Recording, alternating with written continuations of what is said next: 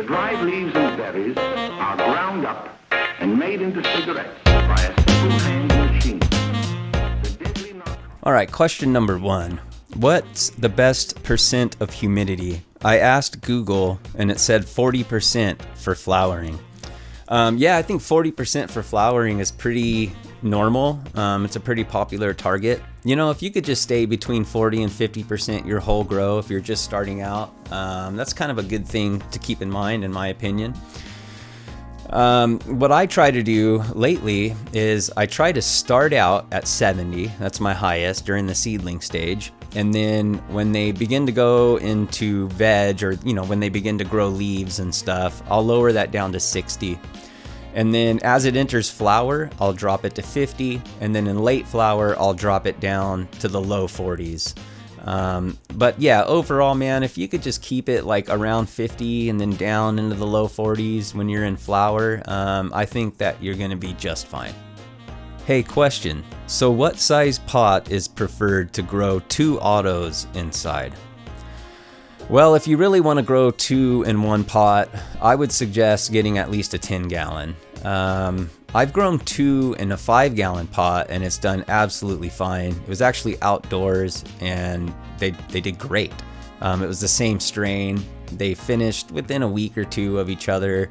So they did fine. Now I did also test out growing 2 in a smaller pot, 3.9 gallons indoors, and it worked. But you know, I struggled a little bit, man, if I'm honest.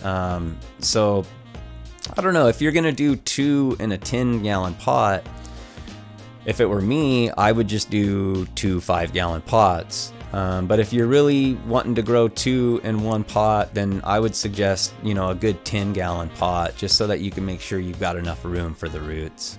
Is it okay to brew up a tea, add recharge to it, and water the girls? Should I dilute the tea? Well, okay, I don't know a whole lot about brewing tea, but what I do know is that you don't have to dilute it. If you're just brewing like at a common strength, then there's no need for you to dilute it. Now you can. I do that. I just brewed a earthworm castings tea to feed all of my outdoor potted house plants, and I brewed 5 gallons and I stretched it into like 15.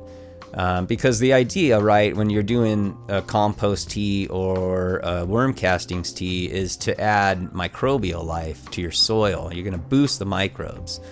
Now, you can also add the recharge to it. I don't think it's going to hurt. You're just adding more beneficial bacteria with recharge. What their stance is on brewing with their stuff or adding it afterwards, that might be a question for them. But as far as it harming anything, it's not going to harm anything. I mean, these are just microbes. Now, if you're brewing a tea like with Nature's Living Soil, which is some of the stuff that I use sometimes, that's got readily available nutrients in it. So if you brew that super strong, then yeah, you might want to dilute it. You know, you don't want to go too crazy and end up overfeeding your plants. But you know, with things being organic and stuff, it's really hard to burn your plants. They might turn dark green from too much nitrogen or something like that, but I doubt you're gonna like burn them.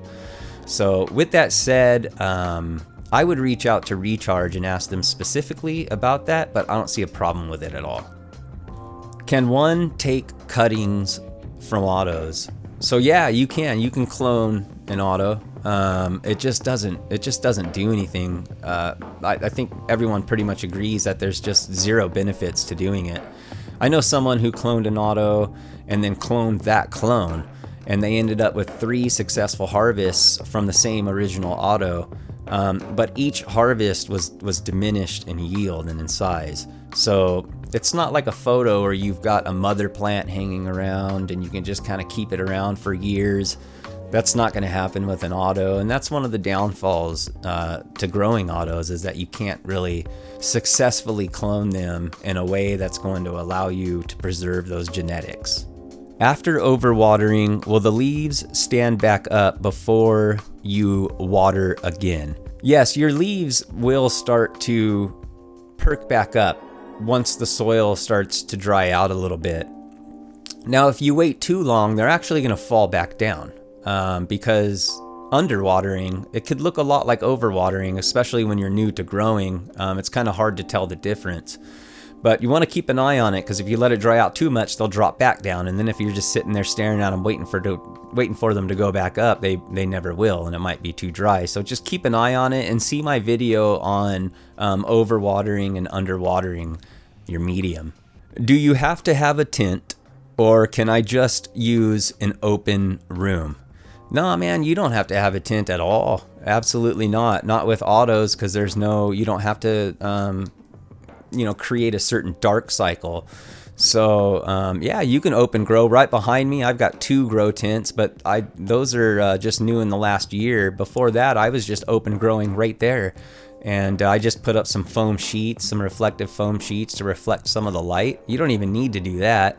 You are going to be bleeding out and losing a little bit of your light, but it's okay. You could totally grow out in the open. You don't need a tint. Now during the winter time, like right now, it's winter time here, and so I do prefer to have the tints just so that I can kind of contain the heat and stuff that's inside them. But no, you absolutely do not have to grow inside of a tint.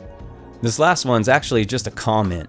It's a comment from Brandon, and Brandon says, autos are for rookie first-time growers who think it's awesome because they yield fast and decent, regardless how much you suck at growing.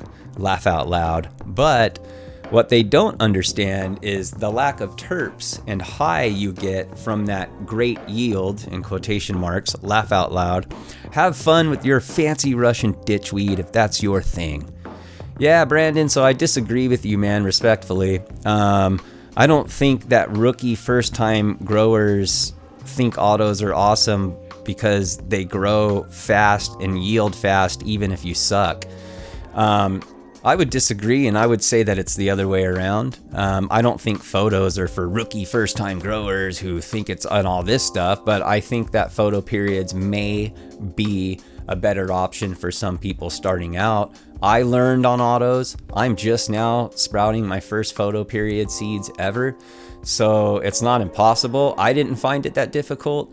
But I kind of naturally have a green thumb as well. So if you're brown thumbed, maybe autos, they might not actually be the best for you to start out. So I disagree with your comment, and I hope it made you happy though. All right, Brandon, let's go, Brandon! All right, thanks for watching, you guys. I hope this helped. If you've got any questions, no matter if they seem petty and dumb or too deep, if I can answer them, I will. If not, I can point you in the right direction to somebody who can.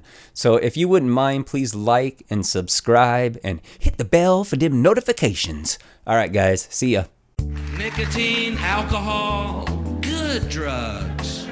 Coincidentally, tax drugs. Ooh, how does this fucking work? The deadly narcotic are ground up and made into cigarettes by a simple hand machine. Bruh.